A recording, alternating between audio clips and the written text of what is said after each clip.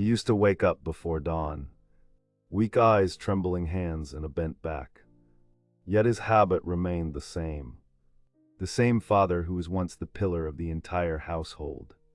His name was Wilson. Time had made him old, but his heart was still that of a father.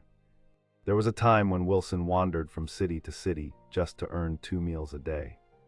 Sometimes labor, sometimes a small shop. Sometimes scorching heat, sometimes pouring rain. But seeing smiles on his children's faces made him forget all his exhaustion. His wife passed away early. After that, he fulfilled the duties of both mother and father.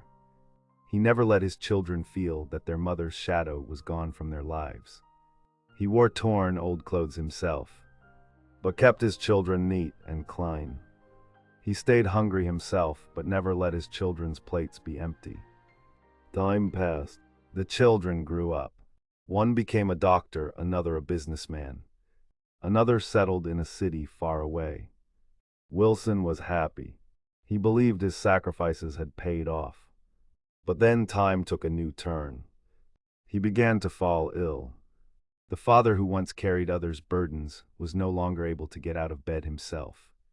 The days when he needed his children the most were the days he was the loneliest. The children would come, ask about his health, exchange a few formal words, and then leave. One would say, "Dad, I don't have time." Another would say, "Dad, there's too much work." Wilson would smile at everything. He never complained. But at night, when the pain became unbearable, when fever brought delirium, he would clutch his pillow tightly and shed silent tears. One day, the children decided to place their father in an old-age home. They said, "He'll be taken better care of there. It will be easier for us."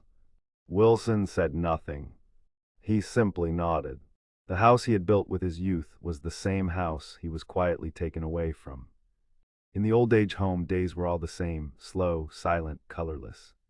There were many elderly people there, each with a different story, but the ending was the same. Wilson often sat by the window, staring outside. Perhaps one day his children would come. But days turned into months, and months into years. One day, Wilson's condition worsened severely. The nurse called his children. No one answered the phone. Someone said, "We are busy." In the final hours of the night, Wilson's breathing stopped. In his hand was an old photograph in which he was smiling, holding his children in his arms. When the children received the news, they rushed over. The room was silent. Their father